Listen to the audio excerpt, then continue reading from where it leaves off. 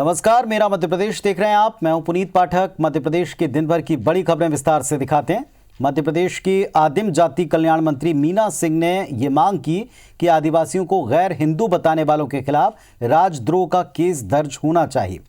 उन्होंने कहा कि कुछ संस्थाएं और सियासी दल आगामी जनगणना में आदिवासियों को गैर हिंदू लिखवाने की प्रेरणा दे रहे हैं, उनको प्रेरित कर रहे हैं, जबकि आदिवासी प्राचीन काल से हिंदू परंपरा में मानते हैं, लेकिन उन्हें बरगलाने की कोशिश की जा रही, धर्मांतरण करवाया जा रहा है।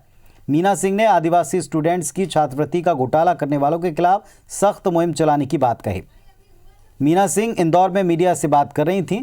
हालांकि बर्ड फ्लू के सवाल को उन्होंने कोरोना से जोड़ दिया। मंत्री मीना सिंह को अब तक जानकारी इस बात की नहीं कि इंदौर और नीमच जिले में बर्ड फ्लू की पुष्टि हो चुकी है।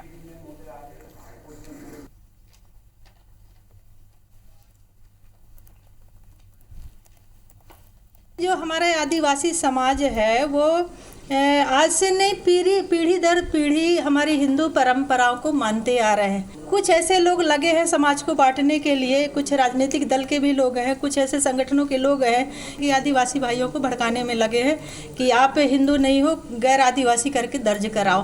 तो देखिए, जो भी आदिवासी समाज के जो हमारे लोग हैं वो सब जागरूक हैं, इन सब चीज़ों को समझते हैं, ऐसा कुछ नहीं होगा। मध्य प्रदेश बीजेपी के प्रदेश अध्यक्ष वीडी शर्मा का सियासी कद लगातार बढ़ रहा है। अब प्रदेश का जिम्मा राष्ट्रीय सह संगठन महामंत्री शिव प्रकाश को मिलने की वजह से वीडी शर्मा और मजबूत होकर उभरने वाले हैं। इसकी वजह है कि दोनों का राष्ट्रीय स्वयंसेवक संघ की पृष्ठभूमि से होना। वीडी न केवल संघ के प्रचारक रह चुके हैं, बल्कि उनकी सियासी जमीन संघ की होने की वजह, और अब जब प्रदेश में प्रभारी शिव प्रकाश बनकर आ चुके हैं तो संगठन लेवल पर वीडी शर्मा के नेतृत्व में कई बड़े बदलाव जल्दी देखने को मिल सकते हैं।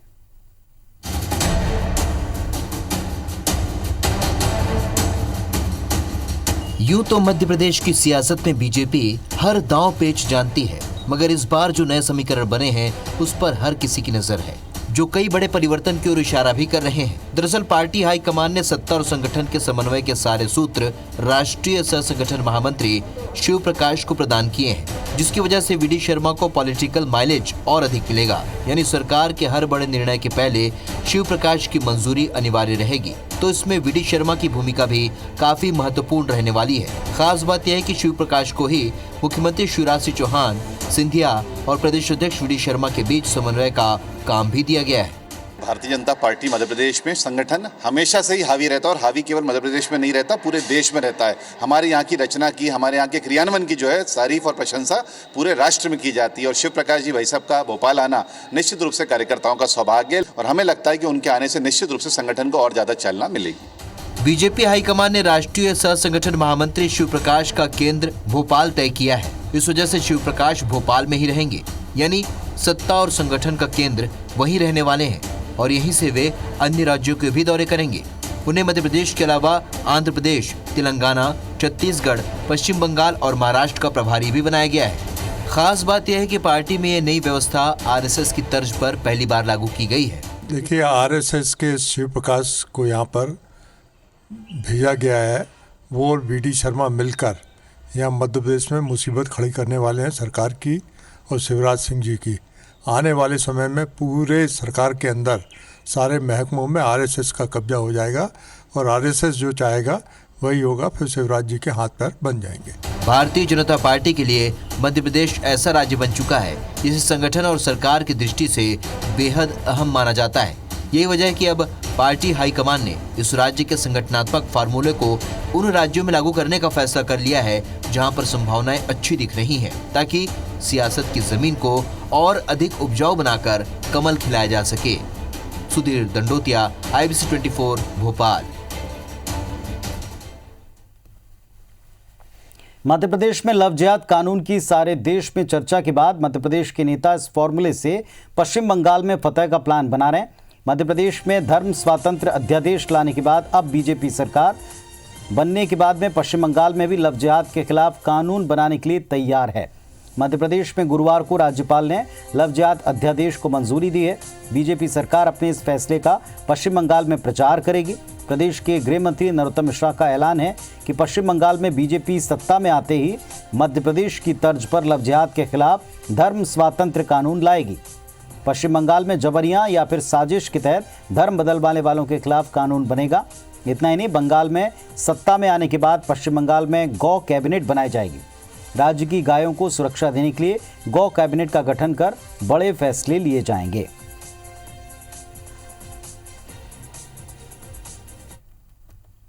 तंत्र विधेयक हम मध्य प्रदेश में लाए हैं और हम वैसा ही धर्म स्वातंत्र विधेयक जिसको आप इंडिया के लोग लव जिहाद कहते हैं, हमारी सरकार बनेगी तो मैं आग्रह करूंगा वो कानून यहाँ भी आए, गौ का भी और उसका भी। भोपाल नगर निगम में विकास का आलम यह है कि 3 साल पहले बीजेपी अध्यक्ष रहे अमित शाह से जिस पार्क का लोकार्पण करवाया गया, उस पार्क में आज भी पौधे नहीं रोपे जा सके हैं। इतना ही नहीं, पार्क में सिर्फ प्रतिमा के चारों ओर उद्यान बसाया गया। पार्क का जायजा हमारे सहयोगी ने लिया, दिखा रहे हैं वो आपको। राजधानी भोपाल में विकास कार्यों की रफ्तार किस तरह की है, इसकी एक बानगी आज आपको हम दिखाने जा रहे हैं। हम पहुंचे हैं जो पंडित दीनदयाल उपाध्याय उद्यान, और जिसका लोकार्पण 2017 में हुआ था। और ये देखिए जो शिलापट्टी का अभी यहाँ पर मौजूद है, 2017 में इसमें अगस्त में यानी 18 अगस्त 2017 को इसका लोकार्पण हुआ था। और लोकार्पण है पंडित दीनदयाल उपाध्याय प्रतिमा जो कि अभी भी यहाँ पर स्थापित है, उसका अनावरण हुआ था। साथ में यहाँ पर उद्यान भी है। और ये इसका लोकार्पण और किसी नहीं बल्कि बीजेपी के तत्कालीन राष्ट्रीय अध्यक्ष अमित शाह ने किया था। अमित शाह जब भोपाल के दौरे पर आए थे उस दौरान इसका अनावरण हुआ था। और देखिए ये जो पंडित दीनदयाल उपाध्याय जी की प्रतिमा यहाँ पर स्थापित है और जिस उद्यान की बात कही जा रही है, उस उद्यान का जो विकास है 3 साल बाद भी आज कैसा है हम आपको दिखाते हैं। देखिए यहाँ पर उद्यान का काम 3 साल बाद भी जारी है और उद्यान के नाम पर, पार्क के नाम पर यहाँ पर कुछ नज़र आ रहा है। तो ये गमले में लगे हुए पौधे, ये पौधे तब रखे गए थे जब इसका लोकार्पण था। और 3 साल में ये जो पौधे हैं, चुनिंदा पौधे हैं, ये निकलकर गमलों से निकलकर अभी तक ज़मीन में नहीं लग सके हैं। और इसमें लगातार ये दावा किया जा रहा है कि तब से ही यहाँ का पार्क डेवलप करने के काम जारी है, लेकिन काम आज तक पूरा नहीं हुआ। और आज भी हम देख पा रहे हैं कि यहाँ पर अभी भी जो निर्माण कार्य जारी है, पूरे 3 साल का से अधिक का समय बीत चुका है। और जो छोटे पौधे थे वो गमलों में ही बड़े हो गए, लेकिन ये पौधे भी चुनिंदा हैं। यहाँ भी गमलों में भी अधिक पौधे नहीं रखे गए, पार्क का स्वरूप इसको दिया जाए ऐसा यहाँ पर काम अभी नज़र नहीं आ रहा। तो साफ तौर पर कह सकते हैं कि नगर निगम अधिकारियों का अभी भी इसी मामले में यही तर्क है कि काम जारी है। और काम ऐसा जारी है कि 3 साल बाद जो पौधे गमले में लगे हुए थे वो गमलों से निकलकर अब तक ज़मीन पर नहीं रोपे जा सके हैं। कैमरामैन अजय मालवीय के साथ राकेश चतुर्वेदी, IBC 24 भोपाल। इधर जबलपुर हाईकोर्ट ने मध्य प्रदेश में ओबीसी को 27% आरक्षण देने पर लगी रोक को जारी रखा है। ओबीसी आरक्षण से जुड़ी याचिकाओं पर सुनवाई एक साथ करते हुए हाईकोर्ट ने अपने अंतरिम आदेश को बरकरार रखा है और मामले पर अंतिम बहस की सुनवाई तय कर दी है। करीब 1 घंटे तक सभी पक्षों को सुनने के बाद हाईकोर्ट ने तय किया कि 4 हफ्तों बाद इस मामले पर फाइनल हियरिंग होगी। कमलनाथ सरकार ने ओबीसी वर्ग का आरक्षण 14% से बढ़ाकर 27% किया था, जिसे हाईकोर्ट में चुनौती दी गई। बढ़े हुए आरक्षण के खिलाफ दायर की गई याचिकाओं में ये कहा गया कि राज्य सरकार ने ओबीसी आरक्षण 14% से बढ़ाकर 27 किया, प्रावधानों का उल्लंघन किया है। इसके बाद हाईकोर्ट ने बढ़े हुए आरक्षण पर रोक लगाई और उसे आज भी बरकरार रखा है और 4 हफ्ते बाद अंतिम सुनवाई।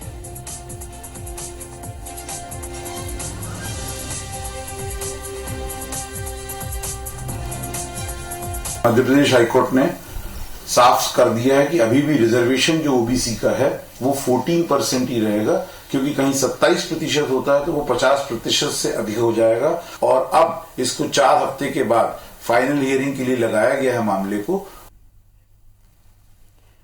इस्तीफा देकर दल बदलने वाले विधायकों के चुनाव लड़ने पर सुप्रीम कोर्ट ने केंद्र सरकार और चुनाव आयोग से जवाब मांगा है। सुप्रीम कोर्ट ने केंद्र सरकार और चुनाव आयोग को नोटिस जारी कर पूछा है कि इस्तीफा देकर चुनाव लड़ने पर क्यों ना प्रतिबंध लगाया जाए।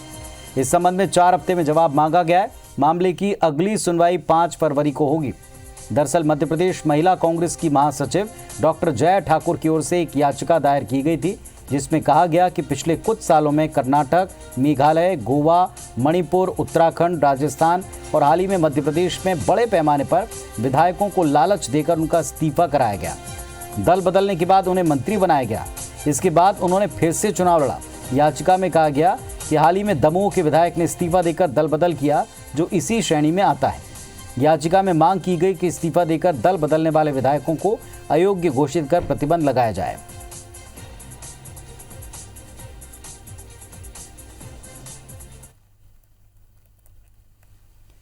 पेट्रोल डीजल के साथ वसूले जाने वाले 8% सेस की वैधानिकता को हाईकोर्ट में चुनौती दी गई है। जबलपुर के नागरिक उपभोक्ता मंच की ओर से हाईकोर्ट में एक जनहित याचिका दायर की गई, जिस पर जबलपुर हाईकोर्ट ने केंद्र सरकार से 4 हफ्ते में जवाब मांगा है। याचिका में कहा गया कि राष्ट्रीय राजमार्गों की स्थिति सुधारने के लिए केंद्र सरकार 2000 में central road and infrastructure fund act बना चुकी है। एक्ट में पेट्रोल डीजल के साथ 8% का सेस वसूलने और इस राशि से सड़कों को सुधारने का प्रावधान किया था, लेकिन साल 2018 में एक्ट में संशोधन कर दिया। इसमें यह प्रावधान जोड़ दिया गया कि पेट्रोल डीजल पर लगने वाले सेस से जो राशि मिलती है उसे सरकार सड़कों और इंफ्रास्ट्रक्चर के अलावा अन्य दूसरे कार्यों में भी इस्तेमाल कर सकती है। याचिका में कहा गया कि किसी खास मकसद से लगाए गए सेस से मिली राशि जब दूसरे काम पर खर्च की जाती है तो ये कानून की मूल भावना के खिलाफ है और असंवैधानिक होगा। ऐसे में हाईकोर्ट ने मामले को गंभीर पाया और केंद्र सरकार के खिलाफ नोटिस जारी कर उनसे पूछा है। अगली सुनवाई 4 हफ्ते बाद होगी।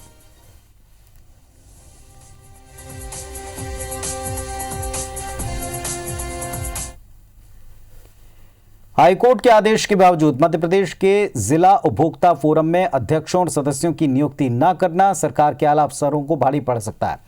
जबलपुर हाईकोर्ट ने मामले पर दायर अवमानना याचिका को सुनवाई के लिए मंजूर कर लिया है। हाईकोर्ट ने विभाग के प्रमुख सचिव सत्येंद्र कुमार और उपभोक्ता मामलों के प्रमुख सचिव अशोक वर्णवाल के खिलाफ अवमानना का नोटिस जारी किया है। हाईकोर्ट ने दोनों आला अधिकारियों से पूछा कि उन्होंने कोर्ट के आदेश का पालन क्यों नहीं किया, क्यों ना उनके खिलाफ कंटेम्प्ट ऑफ कोर्ट की कार्रवाई की जाए। हाईकोर्ट ने मामले पर जवाब तलब करते हुए अगली सुनवाई 4 हफ्ते के बाद तय की।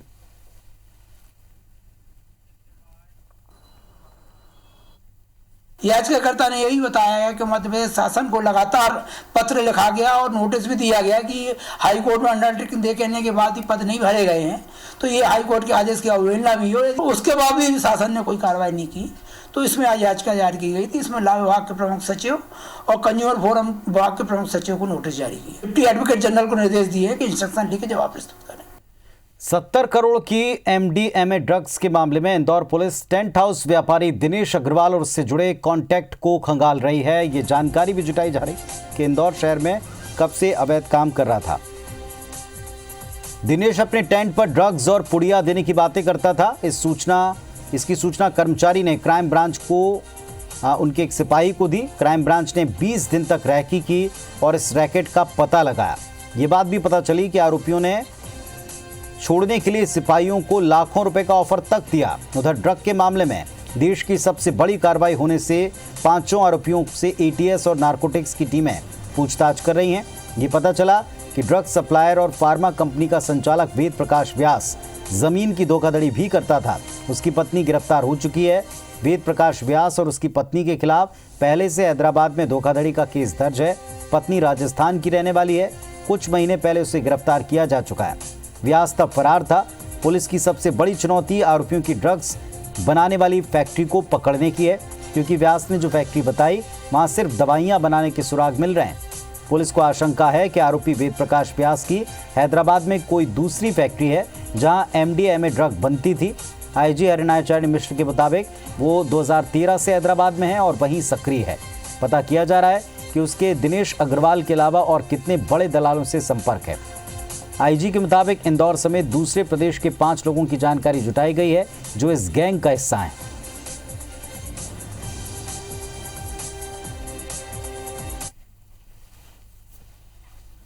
पुलिस इस बिंदु पर जांच कर रही है कि वहाँ पे आसपास के किन शहरों में इसके तार जुड़े थे। ड्रग की फार्मास्यूटिकल की कंपनी की आड़ में ड्रग बनाना और फिर इसका किसी और लोगों के माध्यम से भी ड्रग लेने की इसने बात बताई है। वहाँ उन बिंदुओं पे पुलिस जानकारी निकाली है, लेकिन साथ साथ इसमें चूँकि काफ़ी बड़ी राशि जुड़ी हुई थी, इसलिए पूरे फाइनेंशियल ट्रेल को पकड़ना, उनकी संपत्तियों को पकड़ना, उनसे जुड़े हर सूत्र तक पहुँचना पुलिस की पहली प्राथमिकता है।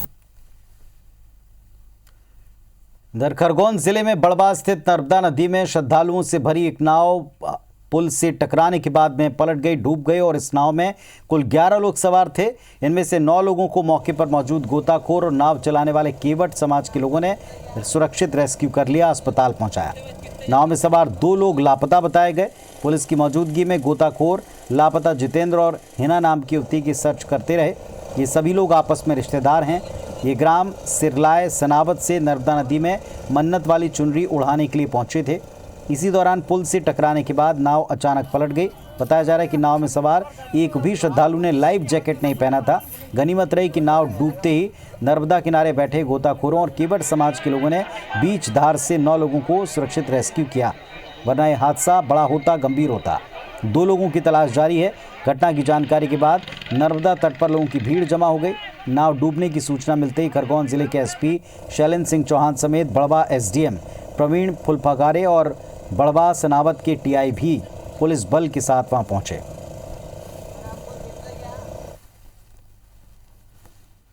खेड़ी घाट है मोटर का, और वहाँ से एक नाव चली थी, उसमें लगभग 11 लोग थे। तो बीच में आके नाव बता रहे हैं कि जो प्रत्यक्षदर्शी हैं उन्होंने बताया कि ये जो पुलिया है उसके पिलर से टकरा के वो पलटी है। तो उसमें से 9 लोगों को तो स्थानीय गोताखोरों की मदद से बचा लिया गया है और सभी स्वस्थ हैं, और जो 2 हैं वो मिस हैं अभी और उनकी तलाश जारी है। ब्रिटेन से इंदौर आए 30 साल के युवक में कोरोना वायरस के नए स्ट्रेन मिलने की पुष्टि हुई है। ब्रिटेन से आए राऊ के युवक की कोविड रिपोर्ट पॉजिटिव आने के बाद पिछले 13 दिन से उसे होम आइसोलेशन में रखा गया। एमजे मेडिकल कॉलेज प्रबंधन ने उसके वायरस के स्ट्रेन की जांच के लिए दिल्ली लैब सैंपल भेजा, जहां रिपोर्ट में वायरस के नए स्ट्रेन की पुष्टि हुई है। ब्रिटेन से इंदौर आए यात्रियों की स्क्रीनिंग की गई थी, जिसमें 2 यात्री जांच के दौरान पॉजिटिव पाए गए थे।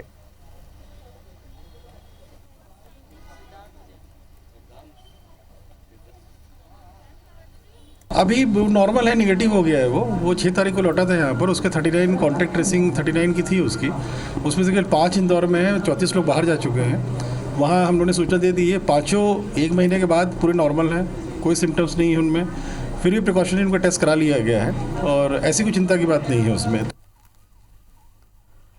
मध्य प्रदेश के कई जिलों में आज कोविड-19 वैक्सीनेशन का ड्राई रन किया गया। इंदौर में इसके लिए 4 सेंटर्स बनाए गए, 3 शहरी और 1 सेंटर ग्रामीण क्षेत्र में था। इसे हथौद में बनाया गया। जबलपुर के नेताजी सुभाष चंद्र बोस मेडिकल अस्पताल, जिला अस्पताल विक्टोरिया और एक निजी अस्पताल में इसका सेंटर बना, जहां वैक्सीन लगाने का मॉकड्रिल हुआ। ग्वालियर में कोविड-19 वैक्सीन का ड्राई रन किया गया। गजरा राजा मेडिकल कॉलेज, भितरवार सामुदायिक स्वास्थ्य केंद्र और एक निजी अस्पताल में इसका ड्राई रन किया गया। सिंगरौली में टीकाकरण का ड्राई रन हुआ। एएनएम ट्रेनिंग सेंटर में आयोजित ड्राई रन में एक व्यक्ति को वैक्सीन लगाने का एवरेज वक्त तकरीबन 5 मिनट से कम का लगा। वहीं धार में भी ड्राई रन हुआ। इस दौरान स्वास्थ्यकर्मियों को वैक्सीन लगाने का डेमो किया गया और 25 कोरोना योद्धाओं पर ट्रायल हुआ। छतरपुर के मिशन अस्पताल में ड्राई रन हुआ। इसके लिए स्वास्थ्य विभाग ने पूरी तैयारियां कर रखी थीं।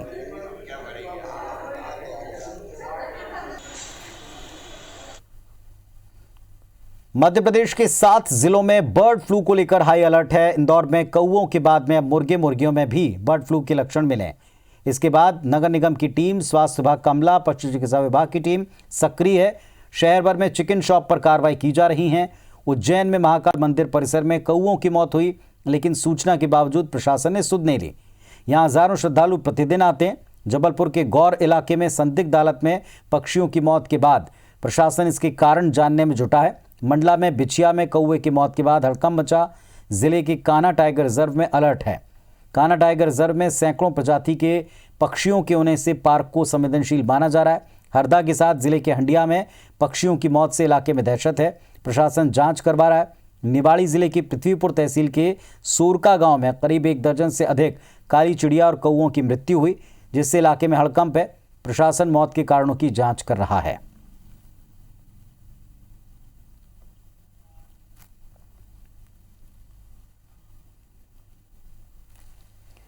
मौसम की बेरुखी हमेशा किसानों के लिए परेशानी का सबब बनती है। ताज़ा मामला बालाघाट का, जहां किसानों को धान खरीदी केंद्र से फसल लेकर आने का मैसेज तो आया, लेकिन खराब मौसम के चलते धान की कटाई में देरी और फिर गहानी में समस्या घानी में समय लगने के चलते धान खरीदी केंद्र तक पहुंच नहीं पाए। अब धान खरीदी केंद्र पर किसान जाते हैं तो ये कहकर लौटा दिया जाता है कि आपको तारीख मिली थी, अगली तारीख का इंतज़ार करें। धान खरीदी की अगली तारीख 16 जनवरी है और ऐसे में किसान परेशान नहीं हैं कि कहीं फसलों के औने पौने दाम ना मिले, कहीं उनको बाहर ना बेचनी पड़े। कलेक्टर का कहना है कि कोई किसान नहीं छूटेगा, सबकी फसल खरीदी जाएगी। लेट होने का कारण है सर कि ये कभी बरसात हो जाती है, इस वजह से हमने गहानी यानी धान गहाना जो है ये लेट किए, इस वजह से लेट हो पाए हम लोग धान देने में। सर हमें शासन तरफ से निर्देश है कि एक दिन में 5 ही लोगों को सेकंड SMS की प्रोसेस की जाएगी। उसके बाद में 5 SMS के बाद में 6वां SMS जाता नहीं है और हमारे पास ऐसे किसान बहुत से हैं जो सेकंड SMS वाले हैं। कल DSO साहब की तरफ से आश्वासन मिला था कि हमें रिक्वायरमेंट भेज दिया गया है, 25 SMS तक हो बढ़ने की संभावना चल रही है। मुरैना के बाबरीपुरा गांव में बैराज नहर के फूट जाने से किसानों की कई एकड़ की फसल तबाह हो गई। गनीमत ये रही कि घटना सुबह 4 बजे हुई, जिसकी वजह से कोई जनहानि नहीं हुई। अगर ये घटना दिन के वक्त होती तो जनहानि के आसार रहते। ग्रामीण बताते हैं कि नहर में रिसाव की समस्या लंबे वक्त से थी, कई बार शिकायत की लेकिन सिंचाई विभाग ने इसकी मरम्मत नहीं करवाई। हैरानी की बात यह कि घटना के कई घंटे बाद भी अधिकारी नहीं पहुंचे।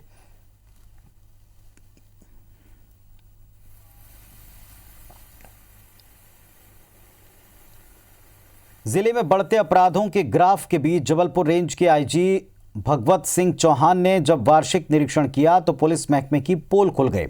पुलिस अधिकारियों की कमजोर फिटनेस और बढ़ी तोंद को देखकर IG हैरान रह गए। इसके बाद IG ने पुलिसकर्मियों को व्यवहारिक जानकारी दी कि कैसे फिट रहा जा सकता है। साथ ही निरीक्षण के वक्त IG ने पुलिसकर्मियों द्वारा वाहनों की स्टेपनी बदलने को भी कहा, लेकिन 2-4 को छोड़कर कोई भी पुलिसकर्मी स्टेपनी बदल नहीं पाया। इसके अलावा IG ने पुलिस जवानों की शिकायतें सुनी, समस्याओं का निराकरण का भरोसा दिया। निरीक्षण दरबार में पुलिस वालों की फिटनेस को लेकर उन्होंने चिंता जाहिर की। इस मौके पर SP सिद्धार्थ बहुगुणा समेत जिले के तमाम अधिकारी मौजूद रहे।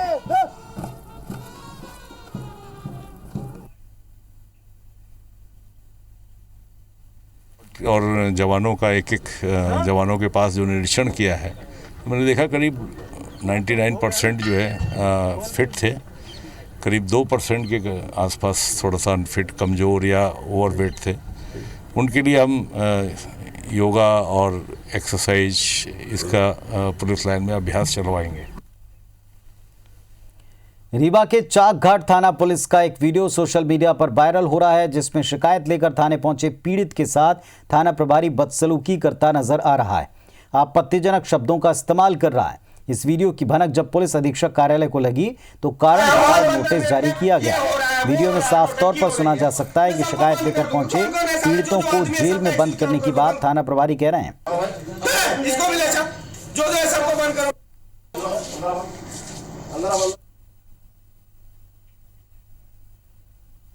घर बनवा रहे थे वहाँ पे, तो आक्रमणकारियों ने वहाँ पे हमला किया और काफ़ी मारपीट करने लगे, दीवार तोड़ने लगे।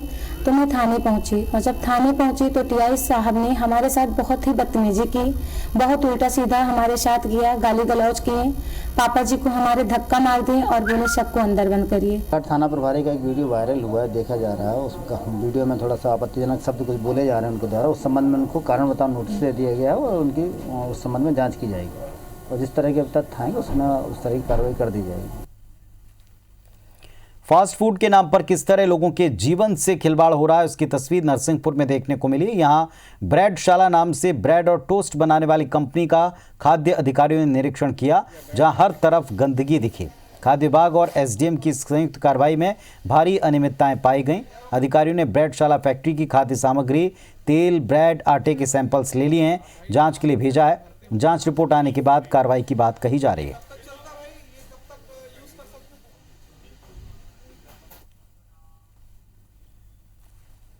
तो इस बुलेटिन में फिलहाल इतना ही। तमाम खबरों और अपडेट्स के लिए आप देखते रहिए IBC 24। नमस्कार।